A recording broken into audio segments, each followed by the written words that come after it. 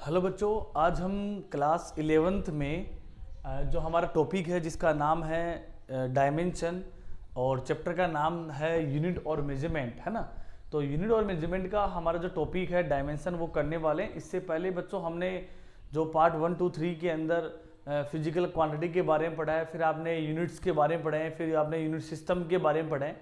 आज के इस सेशन के अंदर हम पढ़ने वाले हैं डायमेंशन के अंदर डायमेंशन क्या होता है। ठीक है, वैसे तो डायमेंशन एक तरह से पावर होती है। पावर किसकी? फंडामेंटल क्वांटिटीज के ऊपर जो रेज की जाती है, मतलब उसके ऊपर लगाई जाती है। तो हम फंडामेंटल क्वांटिटीज के ऊपर पावर लगाते क्यों हैं?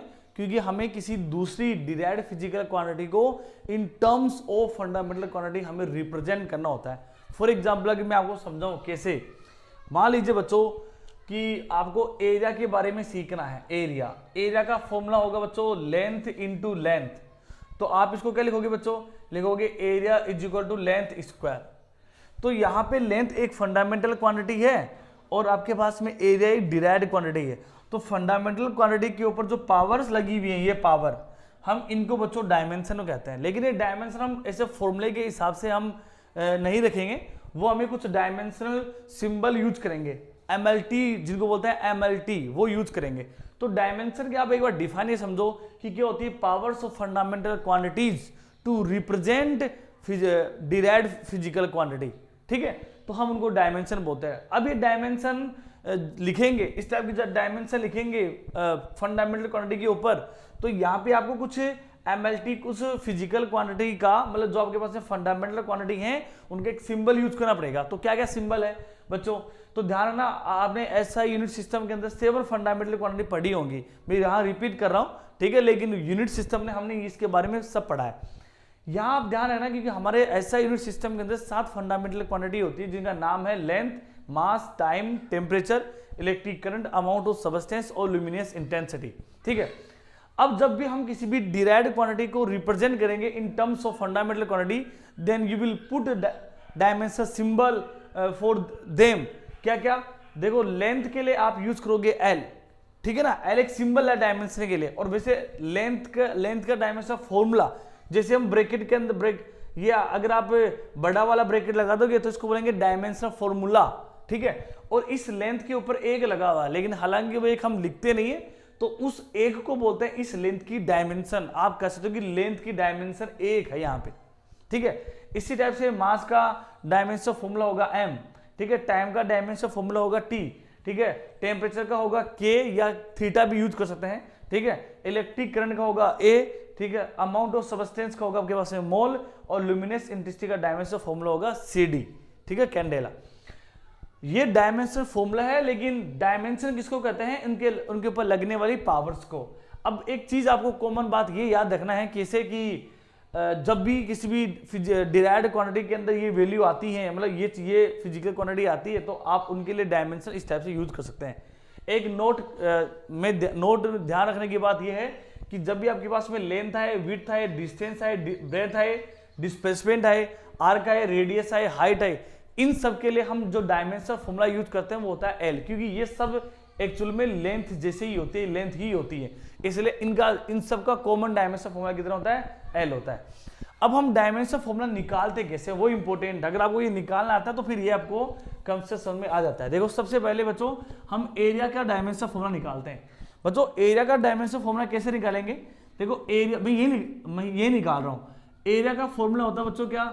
एरिया का फॉर्मूला होगा बच्चों लेंथ इंटू, और आपके पास हो जाएगा बच्चों लेंथ इंटू ब्रेथ। ऐसे अभी मैंने आपको बताया था कि लेंथ के लिए, ब्रेथ के लिए, सबके लिए डायमेंशन फॉर्मूला हम क्या यूज करेंगे? L।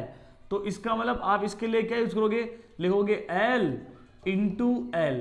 तो बच्चों ये क्या बन जाएगा? देखो, L और दोनों मल्टीप्लाई हो रहे हैं, तो ये क्या बन जाएगा आपके पास? ये बन जाएगा L स्क्वायर।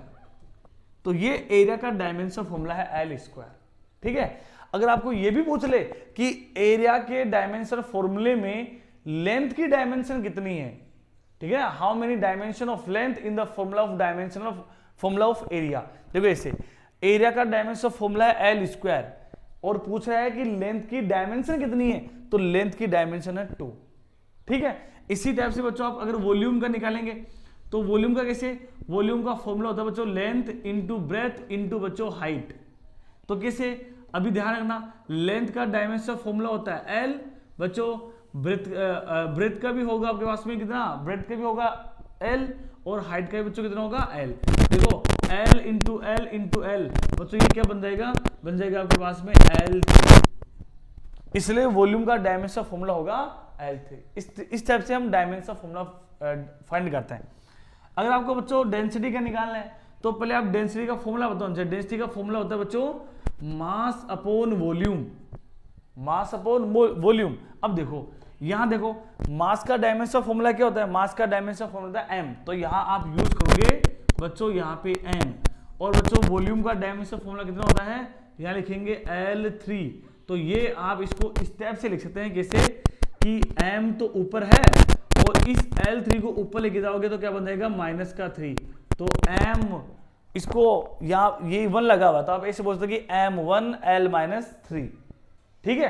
तो ये आपके पास में डेंसिटी का डायमेंशन फॉर्मूला आ गया है, ठीक है। इसी टाइप से अगर आपको स्पीड का निकालना है तो स्पीड का फॉर्मूला होता है बच्चों डिस्टेंस अपॉन टाइम, ठीक है, डिस्टेंस अपॉन टाइम। मैंने बोला था डिस्टेंस हो, डिस्प्लेसमेंट हो, ब्रेथ हो, विड्थ हो, लेंथ हो, रेडियस हो, आर्क हो, कुछ भी हो, उसका डायमेंशन फॉर्मूला आपके पास में होता है एल। और बच्चों टाइम आ गया, टाइम का डायमेंशन फॉर्मूला कितना होता है, क्या होता है टी, तो यहाँ लिखेंगे टी, इसको आप लिख दोगे कैसे एल, और इस टी को ऊपर लेके जाओगे तो ये पावर बन जाएगा -1, तो एल टी -1। तो ये डायमेंशन फॉर्मूला आ गया स्पीड का, क्या होता है L1 t -1, टी की पावर -1 है ना, इस टाइप से। इसी टाइप से आप एक्सेलरेशन का भी लिख सकते हैं। एक्सेलरेशन का फॉर्मूला आपके पास में होता है वेलोसिटी अपॉन टाइम, वेलोसिटी का स्पीड का सेम होता है, इसलिए वेलोसिटी का डायमेंशन फॉर्मूला होगा आपके पास में L1 t -1, क्योंकि वेलोसिटी और स्पीड दोनों का डायमेंशन फॉर्मूला सेम होता है।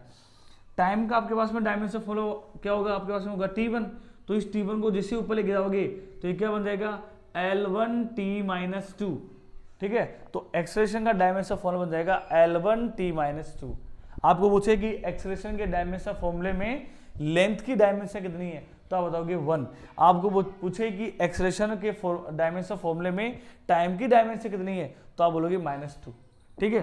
फोर्स का डायमेंशन फॉर्मूला निकालने के लिए बच्चों फोर्स का फॉर्मूला होता है क्या, F = होता है मास इंटू एक्सेलरेशन।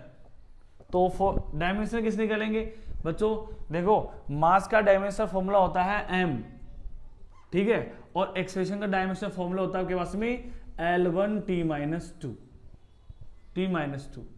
तो इसको कैसे लिखेंगे, इसको ऐसे लिख सकते हैं हम लोग, इसको ऐसे लिख सकते हैं कैसे कि ये बन जाएगा आपके पास में m1, और ये है आपके पास में L1, और ये आपके पास में है t -2। तो ये आपके पास में किसका डायमेंशन फॉर्मूला जाएगा, फोर्स का जाएगा। इस टाइप से अगर आपको भी और भी कोई फिजिकल क्वांटिटी के फॉर्मूले आपको पता है तो आप इस पे ट्राई कीजिएगा। फिर भी अगर आपको किसी को ये टॉपिक कहीं समझने में दिक्कत आ रही है तो आप हमें कमेंट सेक्शन में उसका स्क्रीनशॉट लेके आप हमें कमेंट सेक्शन में उसको ड्रॉप करके पूछ सकते हैं, ठीक है। तो इसी टाइप से आप बने रहना, आगे के वीडियो भी आपको इसी प्लेलिस्ट में मिलते रहेंगे। Thank you.